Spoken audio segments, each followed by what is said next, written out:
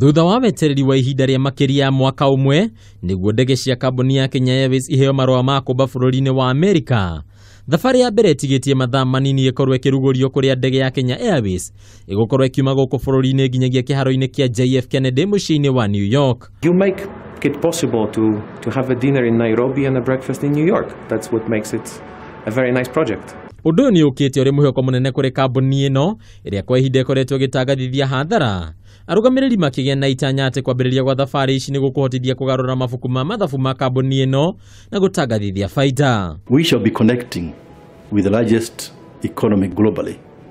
And so business-wise, tourism-wise, education-wise, this could not have been a better intervention. It's a new opening for us as an airline as well, because it's a new product. It's going to be our longest flight. It's really like opening a new chapter of our industrial history. We're going to operate the Dreamliner.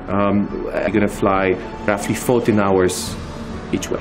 Kuona thabarĩ ici itiratabanagio kũrĩ mũndũ o wothe hau kabere, athii maracũngagĩrĩrio kũgerera mabũrũri matiganĩte ta Afrika ya mũhuro, Ethiopia, Cape Verde, Ghana na bũrũri wa Nigeria gũkũ gĩtaro-inĩ kĩa Afrika, kana kũgerera itaro-inĩ ingĩ mĩciĩ-inĩ ta Amsterdam bũrũri-inĩ wa Netherlands, Dubai, Jeddah bũrũri-inĩ wa Saudi Arabia, London kana mũciĩ mũnene wa Faranja nĩguo Paris. It's going to be a daily flight. It really is not addressed to a specific group of people. It's really addressed to the wide range of all the airline customers that we can have. Kũringana na minista wa ũkui James Macharia, thabarĩ ici gũteithĩrĩria hanene gũkũria honge itiganĩte ta rũhonge rwa ũgendi, rũhonge rwa wonjoria, gĩthomo ũndũ ũmwe na rũhonge rwa ũkui. Goods going to America, you find that they'll be taking shorter the time. In particular, you know, the AGOA program, which was brought in so many years ago, whereby Kenya is exporting, for example, horticultural products, you know, to the US. These ones have been going through Europe, and so the quality of those products sometimes have been negatively impacted.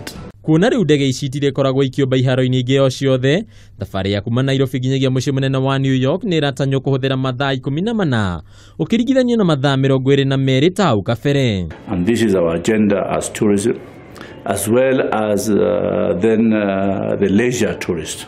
So we hope the number that we have here of approximately 100,000 arrivals from the US will be able to be much more than that.